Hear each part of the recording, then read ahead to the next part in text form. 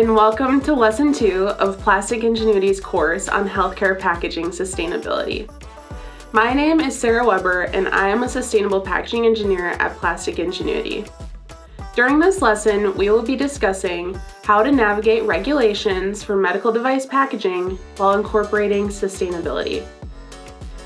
In the medical device industry, the intersection of regulations and sustainability is increasingly complex. ISO 11607-1, the international standard for terminally sterilized medical devices, requirements for materials, sterile barrier systems, and packaging systems, is a critical document that governs the packaging of medical devices, focusing on ensuring that products remain sterile until use. In this lesson, we will explore how ISO 11607-1 intersects with sustainability, including its impact on traceability, sterilization, stability, and performance. Traceability in the medical device packaging industry is essential for ensuring safety and efficacy of healthcare products. Section 5.1.5 of ISO 11607 states that the source, history, and traceability of all materials, especially recycled materials, shall be known and controlled. Traditionally, the only source of recycled content was through mechanically recycled process that involves sorting, shredding, and cleaning of plastic to create new material feedstocks. The reason mechanically recycled content cannot be used in a sterile medical device package is that we don't know the original source, history, and traceability of that material. However, new innovations made in the advanced recycling industry have made it possible to incorporate recycled content into sterile medical device packaging, while still maintaining the source, history, and traceability of that material. Here's how it works. Advanced recycling is the technology that breaks down materials into their basic chemical components, usually down to the monomer level, which then they can be reformed into new virgin quality plastic. This process goes beyond mechanical recycling by enabling the recycling of complex or contaminated materials and potentially restoring them into their original quality. And if you're interested in learning an in-depth understanding of advanced recycling, feel free to enroll in our thermoform circularity course. Lesson 4 is entirely about advanced recycling. Now, back to medical device packaging. Because advanced recycled materials are broken down to their basic chemical components, we can ensure that we are aware of the original source and history of the material. We use a system called mass balance to trace that material throughout the value chain. Since advanced recycled materials have the same quality as fossil fuel-derived virgin plastic, it is impossible to know the difference between the two, even if you conduct material testing.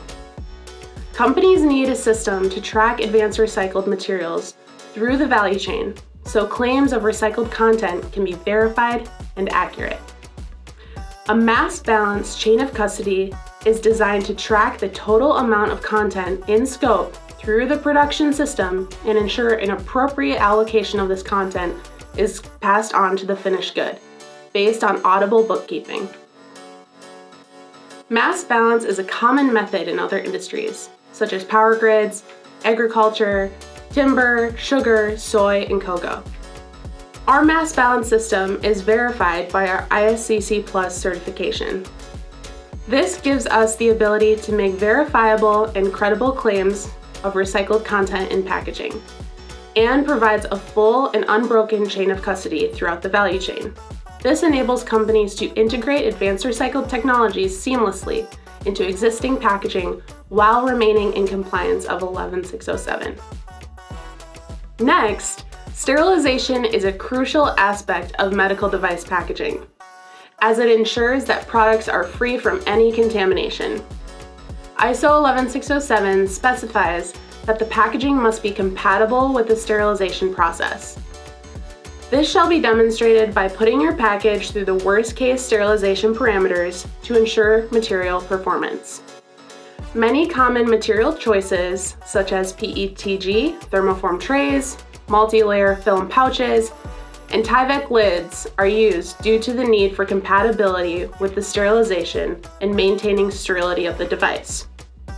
Common sterilization modalities include ethylene oxide, known as ETO, gamma radiation, E-beam, and steam.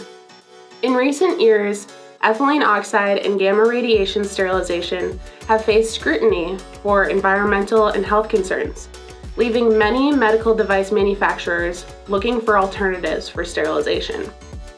Some emerging modalities include X-ray, nitrogen dioxide, and vaporized hydrogen peroxide. This shift in sterilization will drastically change the medical device packaging world. However, it gives us the opportunity to evaluate new materials and design sustainably while also remaining compatible with these new sterilization modalities. Next, the stability of medical device packaging is another critical area governed by 11607. The standard requires real-time aging, but accelerated aging studies are accepted as sufficient evidence until real-time aging studies are complete.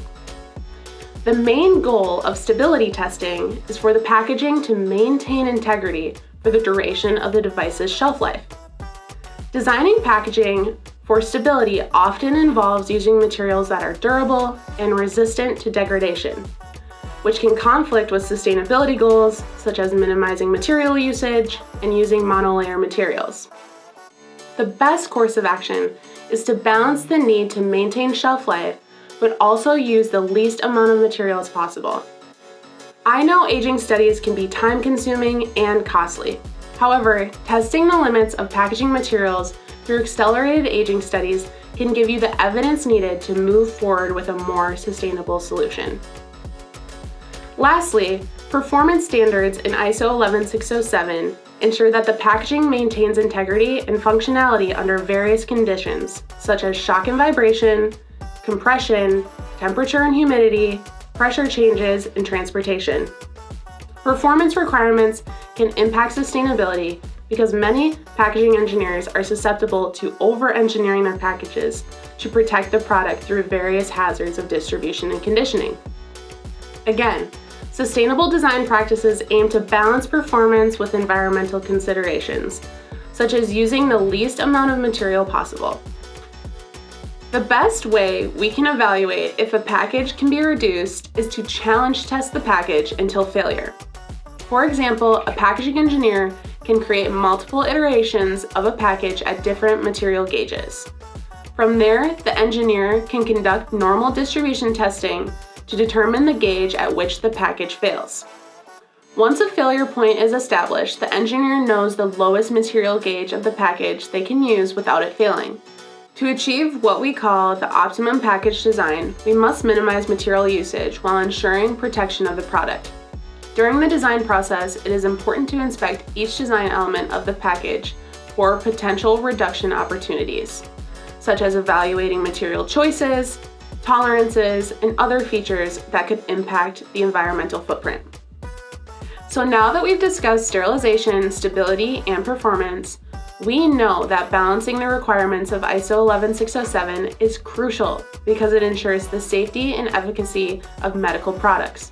However, it is equally important to assess sustainability whenever we go through packaging verification and validation. As the medical device industry faces increasing pressure to reduce its environmental footprint, we must adapt. By integrating sustainable practices into compliance with 11607, manufacturers can minimize packaging waste, lower their product carbon footprint, and support a circular economy, all while maintaining the high standards necessary to protect patient health and safety. Now, let's switch gears to an emerging regulation in the EU that is tackling packaging waste. In this section of the lesson, we are going to discuss the European Union's Packaging and Packaging Waste Regulation, also known as the PPWR. This framework is reshaping how packaging waste is managed for all industries, even the medical device and pharmaceutical space. Extended producer responsibility legislation shifts the responsibility for end-of-life management from the consumers to the producers, encouraging companies to design for recyclability and reduce waste. The European Union and packaging waste regulation is advancing rapidly through the legislative process, aiming to address the EU's approach to packaging waste and shift to a circular economy. This regulation is a critical component of the EU Green Deal, which seeks to cut greenhouse gas emissions by at least 55% by 2030 and achieve net zero emissions by 2050. Understanding and complying with these new rules is critical for the medical device manufacturers, as non-compliance could result in significant fines or even removal from the market. With changes on the horizon, now is the time to begin preparations. The food and beverage industry has had a start in sustainable packaging design, and the medical device industry can learn from this experience.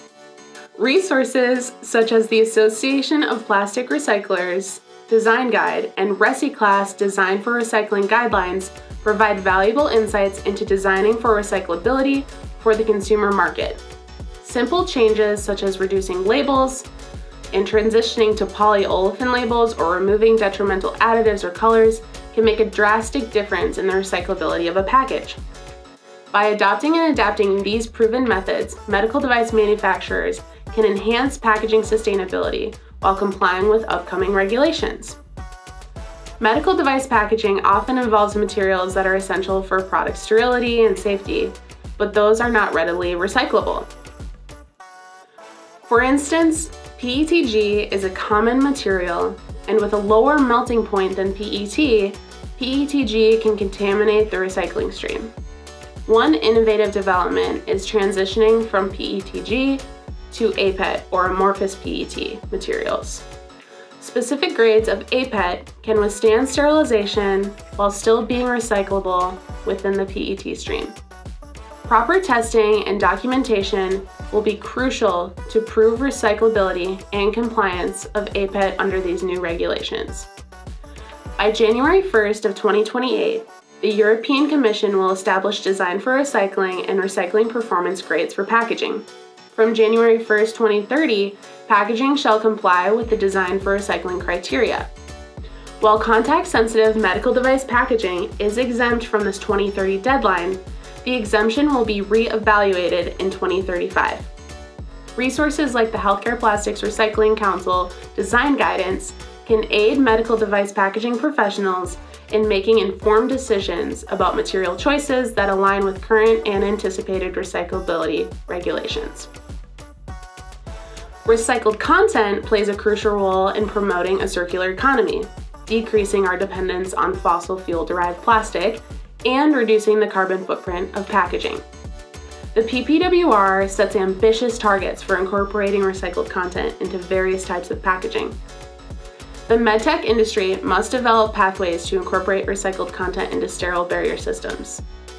As we know, ISO 11607, packaging for terminally sterilized medical devices, which requires full traceability of the sterile barrier system package materials, currently excludes mechanically recycled content as possible feedstocks. However, as we know, using advanced recycled materials will help manufacturers meet the future recycled content requirements while still complying with this ISO standard. Now, as regulations evolve, integrating sustainability into package testing and validation processes becomes increasingly important. This includes empty space ratio and package minimization. Even for contact-sensitive medical device packaging, the requirement for packaging minimization is in scope and must be documented. The ratio of empty space in relation to the packaged products shall not exceed 40%. Components unnecessary for performance shall be removed, and the weight and volume shall decrease to a minimum to ensure functionality. Next, failure point analysis can identify the minimum material necessary to maintain package integrity to reduce the packaging footprint. Life cycle assessments can perform and evaluate the environmental impact of your packaging and identify opportunities to reduce material usage without compromising performance. Lastly, evaluation of recyclable materials. Test new recyclable materials within your verification protocols to ensure that they meet regulatory requirements and performance standards. It is incredibly important to take advantage of re-verification and revalidation efforts with regulators, because that will be the chance to implement these sustainable solutions. Lastly, proper labeling for disposal by the end consumer will be essential for compliance with PPWR. From 42 months after the regulation's enforcement, packaging must include a label with information on its material composition. Harmonized logos and formats for these labels will be provided 18 months post-entry into force. It will be important to stay up to date on these requirements and adapt your labeling practices as more guidance becomes available. Next, we are going to discuss regulated hospital waste. Hospital waste, including medical packaging, is subject to stringent regulations. This waste is often categorized into different streams, such as infectious or hazardous waste, and requires specific disposal methods. Proper management of hospital waste is essential for minimizing environmental impact and ensuring public safety. In many regions, infectious and hazardous medical waste is collected in red bags and incinerated. Great work is being done by the Healthcare Plastics Recycling Council to find alternative pathways for healthcare plastic waste, so these valuable materials can remain in the circular economy. HPRC's work focuses on identifying barriers to recycling in the healthcare environment and developing practical solutions to overcome them. This includes creating guidelines for design of recyclable medical products and packaging, which we'll go over in Lesson 4 of this course, as well as advocating for improved waste segregation practices within the healthcare facilities. HPRC also partners with various stakeholders to pilot innovative recycling programs, demonstrating that substantial portion of healthcare plastics can be diverted from the landfills and reintroduced into the circular economy.